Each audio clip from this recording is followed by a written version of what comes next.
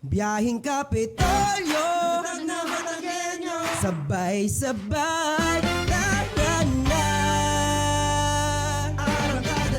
Kwento ng bawat bayan, ang kalingang laging nariyan. Wala na inilaan, talino at puso, yan ang ating puhunan. Sa kalsada ng pag-asa, may direksyong malinaw. Sama-sama, lakad tayo. Sa hakbang ng lalawigan, ikaw ang kabalikan. Biyaheng Kapitolyo, serbisyong tapat sa Batanggenyo. Biyaheng Kapitolyo, matatag na Batangas, yan ang puso talino. Bukas ay abot kamay, kapit bisig sabay-sabay. Biyaheng Kapitolyo, Talino sa serbisyo, Kapitolyo. pusong Batanggenyo. Talino at puso. Sa bawat kilometrong ating tinatahak, may kwento ng pag-asa at pagbabago. At sa bawat stopover, serbisyong may puso ang hatid namin sa bawat Batanggenyo. Sa ating bawat pagbiyahe, may dalang bagong pag-asa.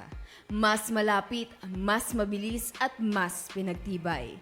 Ito ang bagong mukha ng ating ugnayan. Mula po dito sa Batangas Provincial Information Office, samahan niyo po kami ngayong araw ng Biyernes para po sa isa na namang makabuluhang talakayan na nakalaan pa rin sa public service. Ito po ang opisyal na programang pangradyo ng inyong pamahalang panlalawigan ng Batangas, ang inyo pong Biyaheng Kapitolyo. Talino at puso. Ayun!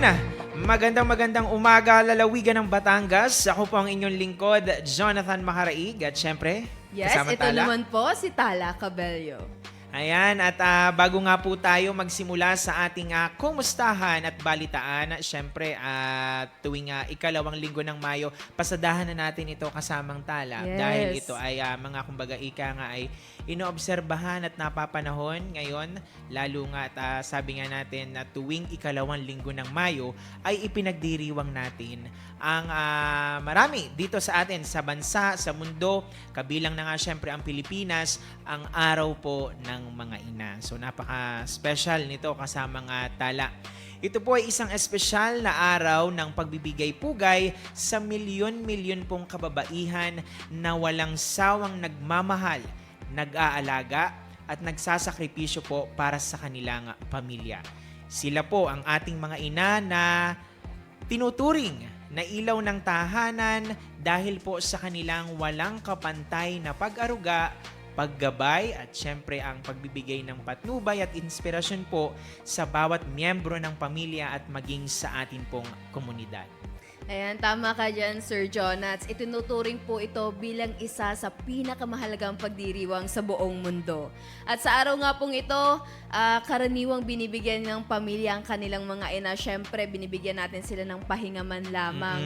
Yung wala silang Well-deserved. gagawin. Yes. Wala po silang gagawin kahit isang araw man lamang. Siyempre, kahit simpleng regalo o kaya naman yung kalidad ng oras na kasama yung buong pamilya. At tayo nga po mga Pilipino, tinatawag natin madalas yung ating mga magulang o yung ating mga nanay nga ng nanay, inay, ina, mami, mamu, mamu. Yung iba nga meron pang mudra. Ayan. Oo. Mudra Mamshi. Kels. Yeah, Mamshi, mamshi. oo. Yan, tama. Sa akin kasi mama. Sa inyo po ba? Inay. Inay. Oo. Ang ganda nung inay. Actually, ang parang gusto ko din, if ever magkakaanak ako, nanay. Nanay. Kasi Oo. parang very intimate ng nanay. Yes, o tsaka ng Mm-mm. inay. Ayan. At bilang ang ilaw sila ng tahanan, sila ang nagtuturo ng mahalagang aral po, disiplina at mabuting asal na humuhubog po sa kanilang mga anak at maging po sa komunidad. Ayun, at kaya naman kasamantala sa araw na yan, sa napaka-espesyal po na araw na yan, hinihikayat natin. Actually, hindi na dapat natin hikayatin Tama. dahil ito ay kumbaga staple na dapat, standard na dapat. Ang lahat po na, syempre, batiin natin, iyakapin natin at kumustahin natin po ang ating mga ina at sa pamamagitan nga po ng simpleng pagsasabi ng salamat, Nay. Malaki na po ang naiibigay niyan sa kanilang puso. Kumbaga, yung saya at yung appreciation, ika nga. Alam naman natin na sabi nga minsan ang trabaho ng isang ina ay 24/7. Yes, hindi po madali. Walang tigil. Madaling araw, gumigising na, tapos gabi, gising pa rin, nag-aalala sa kanilang mga anak, sa pamilya, lahat na. So again, mula po sa ating pamahalang panlalawigan ng Batangas and of course, sa ina po ng ating lalawigan ng Batangas, kasama ninyo po kami sa pagbibigay pugay sa lahat ng matatag at masigasig na ina. So again, sa ating ina ng lalawigan ng Batangas, Governor Vilma Santos Recto, at sa buong pamahalaan panlalawigan ng Batangas po ang pagbati po namin ng Happy Mother's Day po sa inyong lahat. Kasamantala. Ayan, at dahil nga po napag-usapan na natin ang Mother's Day, ay binabati na din po natin si Governor Vilma Santos Recto ng Happy Mother's Day. Of course. At syempre po, Oo. ang atin pong department head, Ma'am Katsi Catalan. Yes, Happy Mother's Day po sa inyo. At sa lahat na ng mga ina ng ating Yes. pamahalaang panlalawigan sa Kapitolyo, Happy Mother's Day po sa inyong lahat. Yan. At Governor Vilma Santos Recto, sa ilalim po ng inyong pamumuno, nararamdaman po ng ating mga kababayan ng isang pamahalaang tunay na maalaga, may puso at mabilis kumilos, isang serbisyo pong may talino at puso na tunay na ramdam ng bawat Batanggenyo. Sabi nga, iba ang kalinga ng isang Tama. ina. Oo. Ayan, at kaugnay po niyan, patuloy po nating nakikita ang pinabilis na pagkilos at tuloy-tuloy po na pagpapatupad ng mga programang nagpapatibay sa isang mas matatag na lalawigan ng Batangas. At kaugnay nga po niyan, ang bawat hakbang ng pamahalaan ay nakatuon po sa mas inklusibo at serbisyong inilalapit sa tao. Kaya naman, dumako na po tayo sa hanay ng ating mga balitang nakalap mula po sa iba't ibang bahagi ng atin pong lalawigan.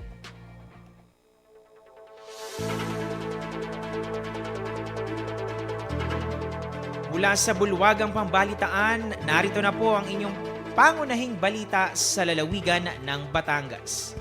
Isa sa suliranin ng magsasaka sa mangga ang labis na supply o oversupply na kadalasang nagre-resulta sa pagkakasira at pagkakabulok ng mga ani at pagkakalugi ng mga magmamangga sa lalawigan ng Batangas. Bilang tugon dito, matagumpay na nagsagawa ng 2 araw na pagsasanay sa pagpoproseso ng mangga ang Office of the Provincial Agriculturist sa pakikipagtulungan ng University of the Philippines Los Baños o UPLB at Department of Science and Technology o DOST para sa mga miyembro ng Batangas Mango High Value Agriculture Cooperative o BAMAGACO. Isinagawa ang nasabing pagsasanay noong ika-27 at ika-28 ng Abril taong kasalukuyan sa Batangas Mango Processing Center sa San Pascual, Batangas. Kabilang sa mga itinuro ang mga kalahok o sa mga kalahok ang mga paraan upang mapataas ang kalidad ng mango juice na kasalukuyan ng produktong ibinebenta ng BAMAGACO. Bukod dito, itinuro rin ang paggawa ng dried mango, chocolate-dipped dried mango, mango wine at mango nectar. Ibinahagi rin ng mga tagapagsanay ang mga makabagong teknolohiya at pamamaraan sa pagpoproseso ng mangga. Tinalakay rin sa pagsasanay ang pagsunod sa Good Agricultural Practices o GAP, value adding, mga estratehiya sa return on investment o ROI at epektibong pamamaraan ng marketing. Layunin ng programa na mabigyan ng karagdagang kaalaman ang mga magsasaka upang mapataas ang halaga ng kanilang produkto at maiwasan ang pagkalugi dulot sa labis na supply. Samantala, isinagawa noong April 28 to 30, 2026 sa 3rd floor New Conference Room, Sampaio Quinto, Malvar, Batangas, ang Standard First Aid Training para sa 30 miyembro ng Health Emergency Response Team ng Bayan ng Malvar. Bilang bahagi ng matagumpay na pagsasanay, nagsilbing ilan sa mga facilitators ang mga miyembro ng Provincial Emergency Response Team ng Provincial Health Office sa buong suporta ng OIC-PHO Dr. Gerald G. Alday at Governor Vilma Santos Recto. Ito ay isang patunay ng matibay na makikipagtulungan at pakikiisa ng LGU Malvar at pamahalaang panlalawigan ng Batangas sa layuning mapalakas ang kahandaan, kaalaman at kakayahan ng mga frontliner para sa mga maagap at epektibong pagtugon sa oras ng emergency. Ayan, samantala sa iba pang balita, sa unang Lunes ng buwan ng Mayo, muling nagtipon ang mga kawani ng pamahalaang panlalawigan ng Batangas sa Dream Zone Capital Compound, Batangas City para sa isang flag ceremony na pinangunahan ng General Services Office. Ibinahagi ni GSO Department Head Engineer Noel Rocafort ang mga naisakatuparang programa at proyekto ng kanilang tanggapan at ang mga susunod na mga hakbang upang higit pang mapabuti at mapahusay ang kanilang serbisyo. Samantala, nagbigay rin ng kanyang lingguhang ulat si Governor Vilma Santos Recto na tinalakay ang mga tuloy-tuloy na pagpapatupad ng serbisyo publiko ng pamahalaang panlalawigan. Binigyang diin niya ang kahalagahan ng pagkakaisa, dedikasyon at malasakit sa paglilingkod upang matiyak ang maayos at epesyenteng paghahatid ng serbisyo sa mga kababayang Batanggenyo. Sa kaparehong araw, isinagawa rin ang ceremonial cutting of red tape ng mga opisyal ng pamahalaang panlalawigan ng Batangas sa pangunguna ni na Governor Vilma Santos Recto at Anti-Red Tape Authority Regional Head for Southern Luzon, Dr. Carl Joseph San Mocte. Ang nasabing aktibidad ay bahagi ng pagdiriwang ng Ease of Doing Business Month ngayong buwan ng Mayo 2026. Na may temang Achieving Results Through Transparency and Accountability Towards a More Productive and Bagong Pilipinas.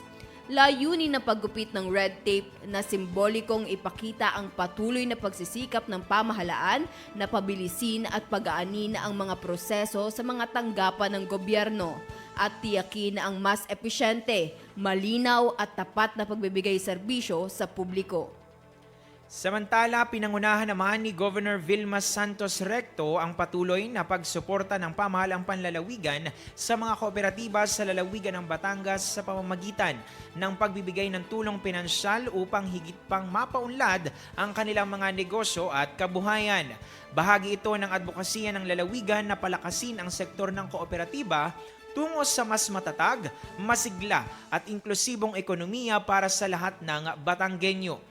Kabilang sa mga benepisyaryo ang Kamahari Agri-Based Multipurpose Cooperative na tumanggap ng 1 million pesos na loan na gagamitin bilang karagdagang kapital para sa kanilang integrated hog fattening at piglet production.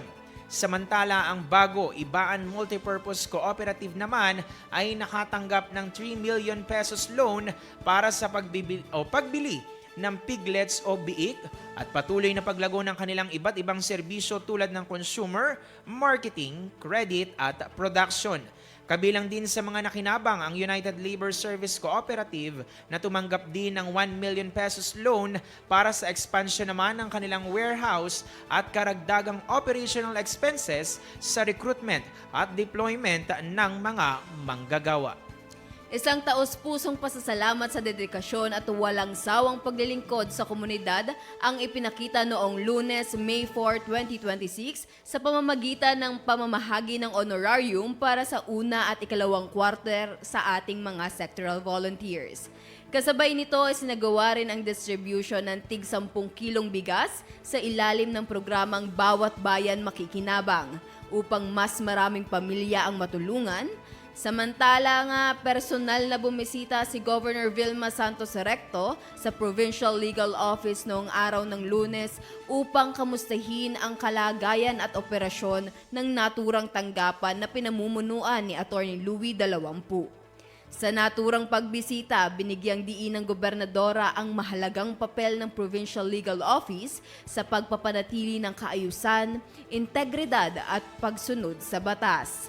Pinuri rin ang dedikasyon ng mga kawani sa pagbibigay ng maayos at maagap na serbisyong legal para sa kapakanan ng mga Batanggenyo. Iminahagi naman ni Atty. Dalawampu ang kasalukuyang mga programa at inisyatibo ng kanilang tanggapan, kabilang ang pagpapaigting ng mga legal assistance at suporta sa mga proyekto ng lalawigan. Sa iba pang balita, sa kaparehong araw iginawad ni Governor Vilma Santos Recto ang Certificate of Recognition sa Stonyhurst Southville International School Malarayat Lipa Campus sa isang seremonyang ginanap sa People's Mansion, Kapitolyo, Lungsod ng Batangas bilang pagkilala sa natatanging karangalang natamo nito sa larangan ng edukasyon at pagpapaunlad ng karakter. Ang nasabing paaralan ay ginawaran ng prestihiyosong National School of Character, Lipa City School of Character, recognition mula sa character.org, isang globally recognized non-profit organization na nakabase sa Fairfax, Virginia, USA. Ang pambihirang pagkilalang ito ay nagtatakda sa institusyon bilang kauna-unahang paaralan sa Philippines o Pilipinas na makatanggap ng naturang parangal na isang tagumpay na nagdala ng malaking karangalan at pagmamalaki sa lungsod ng Lipa at sa buong lalawigan ng Batangas.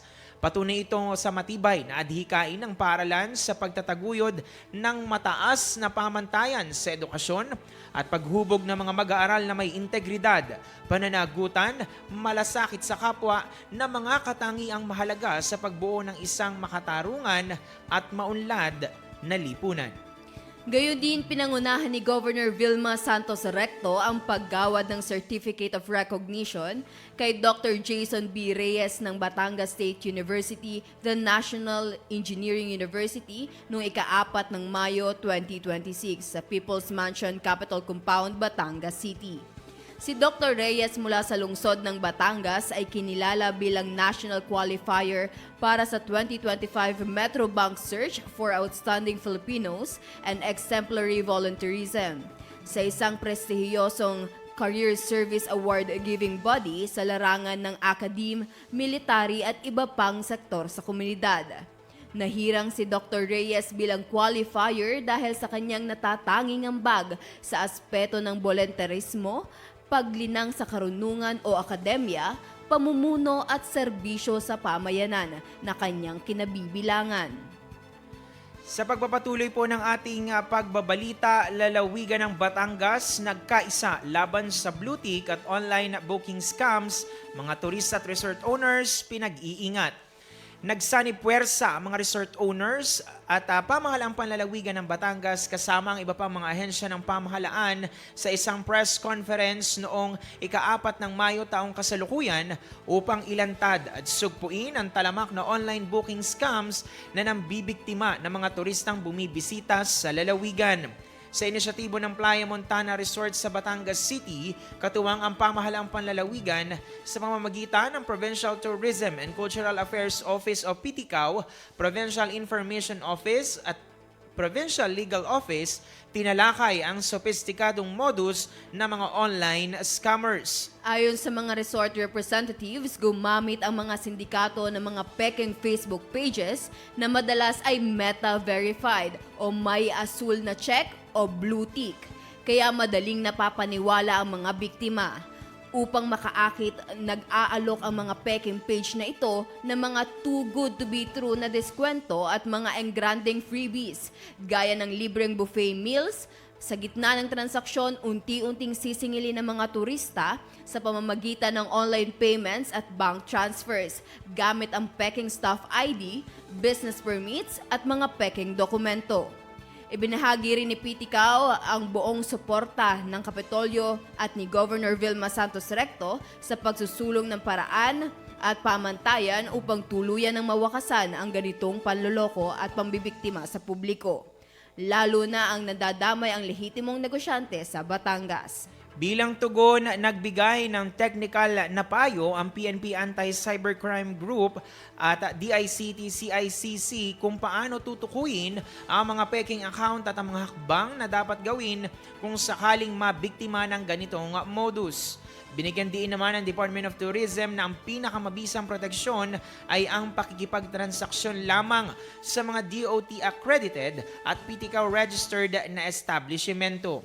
Bukod dito, tinalakay din ang paggamit ng online travel agencies at ang direktang pakikipag-ugnayan sa mga resort sa pamamagitan ng opisyal na website o pagtawag sa opisyal na numero upang matiyak ang pagiging lehitimo ng mga transaksyon at maiwasan ang posibleng panlilinlang.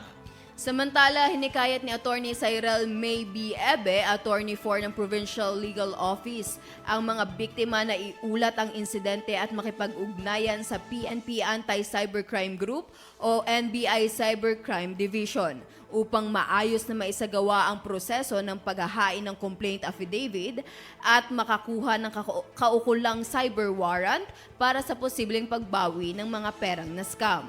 Patuloy pa rin ang matatag na pagtutulungan ng buong sektor ng turismo upang mapanatili ang kaligtasan at tiwala ng publiko. Kaugnay nito, muli nilang ipinaalala ang lahat ng kanilang panawagan na maging maingat at mapanuri at tiyaking beripikado ang mga anumang impormasyon bago magpadala ng anumang bayad. Para po mas mapaalalahanan pa ang publiko patungkol sa lumalaganap na online booking scams, narito po ang panawagan at babala mula sa Provincial Tourism and Cultural Affairs Office at Department of Tourism Calabarzon. Panoorin po natin. Mula po sa aming tanggapan, ang Provincial Tourism and Cultural Affairs Office, ay nais ko pong magpaalala sa inyo na ngayon pong summer season, tayo po ay talagang dinaragsa po ng local and foreign tourists dito po sa ating lalawigan. May mga problema lang po tayong nai-encounter sa ngayon. Nagiging rampant po ang resort booking scam sa iba't iba pong mga munisipyo ng ating lalawigan. So kami po sa aming tanggapan ay gumawa ng initial na aksyon na kung saan ay nag-upload po kami sa aming Facebook page, ang Batangas Tourism and Cultural Affairs, na kung saan ay makikita nyo po ang list ng PTCAO registered tourism establishments at DOT accredited establishments. Ang amin pong paalala ay maging mapanuri po tayo. Bago po tayo, ay magsagawa ng mga online booking, kayo po ay hinihikayat namin na makipag-ugnayan sa aming tanggapan o sa tanggapan po ng mga tourism offices bago po isagawa ang inyong mga reservations. At makikita nyo rin po sa aming Facebook page ang QR code na kung saan ay ito po ang pwede nyong ma-access upang makita nyo po ang mga legit na mga resort and hotels dito sa aming lalawigan. Ako po si Miss Heidi Castillo, ang talagang pinuno ng Provincial and Cultural Affairs Office. Magandang araw po sa ating lahat. Ako po si Director Marites Castro ng Department of Tourism, Calabarzon. Ako po ay nagpapaalala sa inyo kasi po ay marami tayong nagiging problema sa mga scammers. Kailangan po, ang mga scammers po kasi nakabase sa urgency and emotion. Kaya ho dapat mag-ingat tayo, especially po ngayong summer vacation at saka mga holidays. Doon po nag-i-spike ang mga scammer na talagang nag-i-scam po sila. Because of this technology po, madali na po silang nakakagawa ng paraan na para manloko ng ating mga kababayan na gustong-gustong magbakasyon sa murang halaga lang. Dapat po ang mapapayo ko sa ating mga consumer o sa ating mga bakasyonista, kailangan po i-check muna po ninyo ang inyong mga establishment na kung saan nyo gustong mag-book o magbakasyon.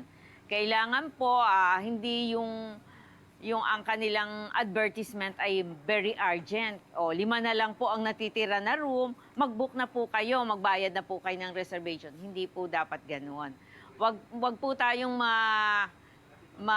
mapadaan o mabilisan sa mga padalos-dalos na desisyon. Kailangan po ay tingnan po muna, i-verify po muna natin kung ang ating pong establishment na ibubook ay legitimate. Marami naman pong paraan para malaman natin na kung ito ay mga fake na booking o hindi. Pwede po naman kayong mag-verify sa Department of Tourism, sa ating mga LGUs. Kasi po ang ating mga LGU, sila po yung nagbibigay ng mga permit dito sa ating mga tourism establishment para po maka-operate. Kami naman po sa Department of Tourism, kami naman po yung nagbibigay ng accreditation base po kung silang yung mga facilities, services, and amenities nila ay na-meet po yung requirement ng Department of Tourism. Kami po ay may email at saka nakapost po ang aming mga establishment na accredited sa Department of Tourism. Similar din po sa LGUs na nabigyan nila ng lisensya to operate po. Kaya ako po ay nakikiusap sa inyo, i-verify po nating mabuti ang mga establishment na binubuk natin para sa ating bakasyon. Para naman po tayo ay hindi maloloko when it comes to online payment at kung ano-ano pong platform para makabayad po tayo. Kailangan po sisiguraduhin natin na ito ay legitimate, hindi tayo maloloko, at magiging masaya ang ating pagbabakasyon. Muli po, maraming salamat po sa inyo. Ako po ay nagpapaalala lang para po mas masaya ang ating bakasyon at tayo po ay hindi naloloko. Marami pong salamat muli. Talino at puso. Ayan, so para sa mas masayang bakasyon at saka syempre iniiwasan natin yung kumbaga yung hassle nga. Kasi kagustuhan nating mag-enjoy, magbakasyon, tapos maya-maya gano'n naman yung mangyayari. So kailangan maging mapanuri po tayo at meron naman mga paraan, mga official ways to verify kung legitimate yung atin pong mga ibinubuk na resorts. Actually, ang dami nga mga inquiries na natatanggap ang ating PTCAO, ang ating tourism office regarding sa mga ganyang issue kung kaya't nararapat lamang. And actually, according sa ating PTCAO head, Ma'am Heidi Castillo, ay ito ang nag-iisang, kumbaga isa sa mga challenges ngayon na kinakaharap ng ating tourism industry. Kasama tayo. Yes, lalo na ngayong holiday at saka yung mga summer season nga natin, talagang talamak ang mga online booking scams natin dito sa Batangas. At syempre, hindi lang naman dito, parang sa pagkakaalam ko sa Cebu, sa ibang parte Madami, ng lugar, oo, talamak din po ang ating mga scammers. Kaya naman po, mas maganda na makipag-ugnayan po muna tayo sa ating mga LGUs, kung hindi man po ay sa mga tourism offices po natin, para po malaman kung verified po ba o lehitimo po ba ito pong pinagbubukan natin.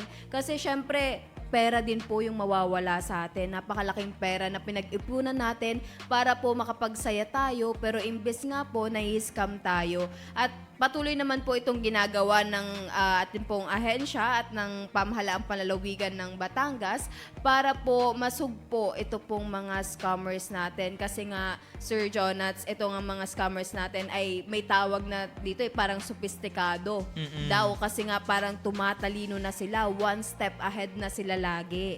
Kaya ang hirap din na magtiwala kahit kasi may mag-send sila ng ng mga proof, humingi ang mga biktima ng proof, may binibigay sila, lalo ngayon AI na din. Ayun. Isa pa nga din niyang challenge kasamang tala, yung syempre yung modernization, yung mga Yes. nangyayaring pagbabago sa teknolohiya, mas nagiging advance ang sabi nga nila yung mga ways para sabihin nating makapanloko ng kapwa.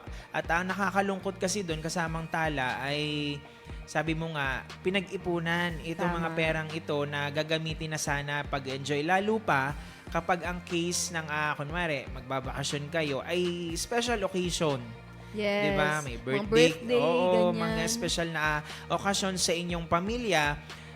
Nakakalungkot naman kung kayo po ay mai-scam lamang o di kaya ay tipong maloloko dahil lamang sa ganitong mga modus nga.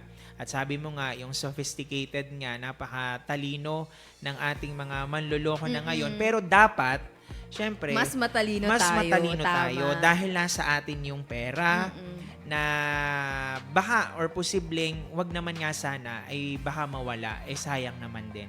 So, ang layunin lang naman po natin dito ay ma-enjoy natin yung mga ipinagmamalaking tourist spots especially dito sa atin sa lalawigan ng Batangas, at ma-enjoy yung time or oras para sa ating mga pamilya. So, ako, nagtataka lang kasi ako, hindi ko pa lang kasi nare-revisit kasamantala kung paano ba nakukuha ngayon yung blue tick o yung verified. Kasi Actually, parang may, may bayad na. sa pagkakaalam ko kasi, Sir Jonats, kayang bayadan yung blue Oo. tick na yun, yung Kasi verified tick na yun. Sa X Kaya kasi mahirap. ganon. Ito may bayad. ito pa po, parang dun sa napag-uusapan sa press conference, ito nga mga Facebook pages nila ay mas madami pang followers kesa doon sa mismong Facebook page ng pagbubukan nila. Kaya napakahirap malaman kung alin ba nga dito yung lehitimo. At hindi naman nga po natin masisisi yung mga biktima kung bakit sila nabibiktima kahit doble na yung pag-iingat, ang hirap pa rin kasi talagang matalino sila. Pero curious ako dun in terms dun sa mga mas madami pang followers or likes. Yes. Paano yun nagagawa, Sabi diba? nga nila, ang galing daw ng marketing ng mga Oo. scammers kasi talagang porsigido sila makakuha Oo. ng mga customers. Kaya nga po ang napag-usapan din doon ay imbes na Facebook pages, parang mas okay na gumawa ng website itong mga ating mga resort or mga establishments dito. At syempre, mas okay din daw na mag-book na lamang sa mga lehitimong travel agencies para mas maiwasan din po ang mga scams. Though kasi, kaya naman nga din sila dumadaan sa mga ganitong platform kasi for convenience, mas Yes. madali.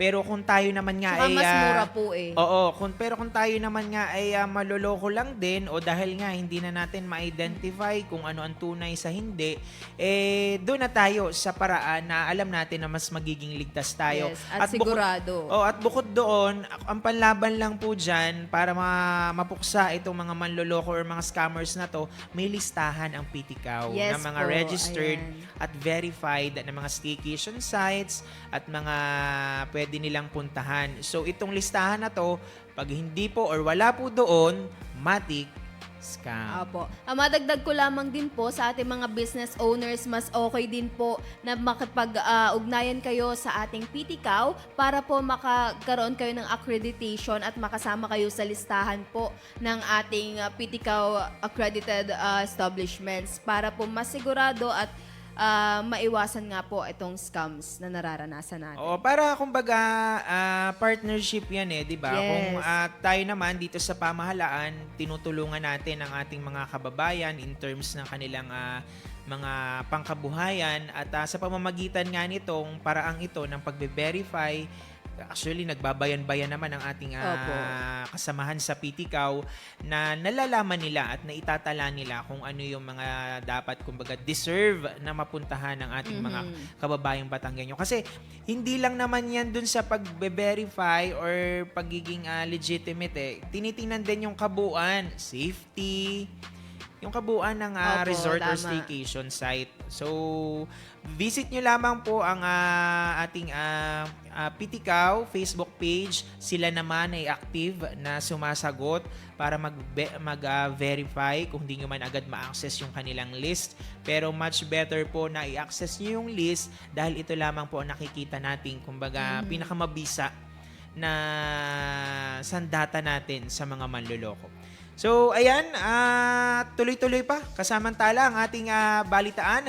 Ito naman po para sa patuloy ng makabagong makinarya at pag-agapay natin sa mga masaganang ani, lalo na sa ating mga magsasaka.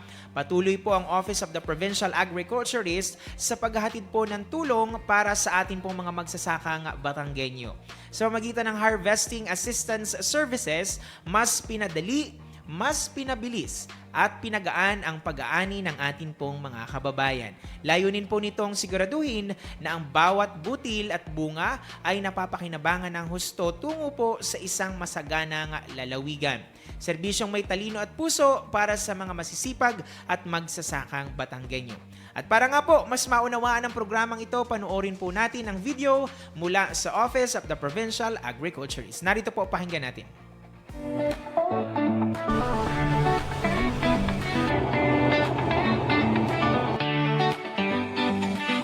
Ang agrikultura ang isa sa pinakamahalagang sektor na bumubuhay sa ating komunidad. Upang mapadali ang pag-aani, ang Office of the Provincial Agriculturist sa pamamagitan ng Agricultural and Biosystems Engineering Division ay nagbibigay ng mechanized rice and corn harvesting assistance. Sa halip na mano-mano ang pagpuputol, paggigiit, paglilinis at pagsasako ng ani, ay 2 hanggang 3 tao na lamang ang gumagawa nito sa pamamagitan ng combine harvester. 3 hanggang 5% na lamang ang nasasayang na butil at ang dating ilang araw na pag-aani ay kaya nang tapusin ng isang araw ang 2 hanggang 3 ektarya. Kaya mas napapabilis at nakakatipid sa oras at labor ang pag-aani. At ito ang isa sa makabagong makinarya para sa mas maunlad at mas matatag na agrikultura. Para sa karagdagang impormasyon kung paano ma-avail ang serbisyong ito, kay pag-ugnayan o sumangguni sa aming tanggapan o sa pinakamalapit na city or municipal agriculture office sa inyong lugar. Talino at puso. Ayun, matatag na Batangas, matatag na agrikultura. So tuloy-tuloy nga lang po ang mga inisyatibo ng ating Office of the Provincial Agriculturist para sa pagtataguyod ng isang matatag na agrikultura. Ito na, kasamang tala, magandang balita ito sa ating sa ating lalawigan mula sa Batangas para sa Pilipinas. Buong pagmamalaki pong ikinararangal ng pamahalang panlalawigan ng Batangas ang 3 sa natatanging Batanggenya na namayagpag at napabilang po sa 10 o top 10 ng Philippine Military Academy, tagapagtanggol ng lahing dakila at marangal o talang dangal Class of 2026. At ito, nasa atin lang namang lalawigan ng Batangas mula po sa lungsod ng Lipa o Tubong Lipa, Batangas ang nag-top 1 at naging class valedictorian. Wala pong iba kundi si Cadet First Class Christine K. Demisana Librada na Tubong Lipa City, Batangas. At kung matatanong mo, magbigay lang ako ng ilang detalye dito kay Cadet First Class Christine. Siya ay 23 years old at siya po ang ikasyam na babae na naging class valedictorian sa buong kasaysayan po ng PMA simula ng buksan ng PMA sa mga kababaihan o sa kababaihan noong 1993 itong PMA. Ang galing, grabe. Pang-9 siya, o di ba? Talagang abante babae. Oo, at bukod doon, dito nga sa kabuuan ng top 10, namayagpag nga din halos ang mga kababaihan. At imagine, 3 sa ating lalawigan ng Batangas, mga Batanggenya, ay napabilang sa top 10. So, kasamantala, do the honor ng ating top 7 and top 8. Ayan, para naman sa ating top 7, mula po siya sa bayan ng Padre Garcia. Siya po ay si Alicia Anya Lumbang Hernandez. Ayan, congratulations sa inyo. At mula naman po sa bayan ng San Pascual ang ating top 8, si Catherine Leisha Beloa de Chavez. Congratulations po. Ito po ay patunay lamang na angat ang talino, tapang at disiplina at pusong handang maglingkod sa bayan po ng mga Batanggenya. Ayan, at nabasa ko, mabilis ang basa sa mga profile nila. Parang sila din ay mga Dean's Lister, nung sila ay high school, parang may honor sila. Talagang achievers sila. Oo, achiever. Oo. At bukod nga doon, sabi mo nga kanina, ay hindi lamang kumbaga talino. Kumbaga may puso, tapang, at syempre yung dedikasyon. Tapang. Batanggenya tayo eh. Oo, Matatapang barako. ang Batanggenya. Barako. Tama, barako ang mga Batanggenya. Kahit sabihin nating Batanggenya, yung word na barako, it applies to all. Diba? Yes. Ayan, so kasamantala, baka may gusto ka pang idagdag bago tayo magka-paalamanan. Ayan, wala naman na. Parang iniisip ko kung may babatiin ba ako. Pagbati na lang kay kasamang Almira na sa pagkakaalam ko ay may flight. Papunta sa CDO, kasamang Almira at si kasamang Jane na may nangyari pero sana may flight okay din ba na si siya kasamang ngayon. Jane? Hindi, si kasamang Jane kasi iba pababa yung flight niya. Ayan. Ayan, so ingat-ingat tayo next Ingat, time kasamang yes. Jane. Pero thank you so much sa inyong dalawa. At alam ko nagbili na ako kay kasamang Almira ng madadala niya. Ano ba yung madadala pag sa CDO? Wala akong idea. Parang Saan pastel. sila, May nabasa sikat? ako, pastel. Yun. Baka keychain yung madala sa atin pa ba? Ay, hindi, walang kamatayang keychain nga daw, sabi nga. So, ayan, kasamantala, baka meron pang iba? Wala na? Wala na naman po. Meron pa po bang dapat batiin? Wala naman na. Happy Mother's Day lang Yan. sa lahat ng mga Opo. ina sa lalawigan ng Batangas, sa buong Pilipinas, at syempre sa buong mundo. Ito po, Happy Mother's Day din po sa kahit man hindi sila nagsilang ay tumatayong ina naman po sa mga pamangkin nila, sa mga kapatid nila. Happy Mother's Day din po sa inyong lahat. Oh, sabi nga yung mga nagsisilbing ilaw na ay haligi pa. Tama. Ng mga tahanan. Ayan, sa lahat ng mga babae na nagsisilbing ilaw at haligi ng tahanan. Ayan, at dito na po nagtatapos ang ating pagbiyahe ngayong araw sa ating po mga katiwala. Kung nais nyo pong pakinggan muli at mapanood ang aming episode ngayong umaga, maaari nyo po itong balikan sa aming Facebook page sa Batangas PIO. I-like at mag-follow lamang po sa aming official social media accounts para sa iba pang updates. Subaybayan at magkarinigan po muli tayo next week para sa panibagong edisyon at bagong pagpasada ng inyong programang pangkaalaman, impormasyon at pagbabalita. Siyempre, hindi natin makakalimutan ng ating technical team na kasama nating bumiyahe ngayong araw at sa inyo pong aming manonood na hindi bumitaw at patuloy na tumatangkilik sa biyaheng Kapitolyo. Ayan, pangalanan mo na daw. Ang dami kasi eh. Pangalanan mo Ayan. na daw. Kayang-kaya mo yan. Ayan, maraming salamat syempre sa ating director, Direk Gian Escamillas, kay Kuya Julius at kay Kuya Harold. Ayan. Ayan. So, maraming salamat sa inyo. Sa ngalan nga po ni Governor Vilma Santos Recto at ng pamahalang panlalawigan ng Batangas, muli, ito po ang inyong lingkod, Jonathan Maharaig. Ng isang pamahalaang may talino sa serbisyo, puso sa tao at lahat para sa Batanggenyo. Ito po si Tala Cabello. Ayan, magkita-kita po muli tayo sa susunod na episode ng ating pagpasada para sa tuloy-tuloy na serbisyo para sa Batanggenyo. Muli, ito po ang inyong Biyaheng Kapitolyo. Biyaheng Kapitolyo, serbisyong tapat sa Batanggenyo. Biyaheng Kapitolyo, matatag na Batangas, yan ang puso talino. Bukas ay abot kamay, kapit bisig sabay-sabay. Biyaheng Kapitolyo, Talino sa serbisyo,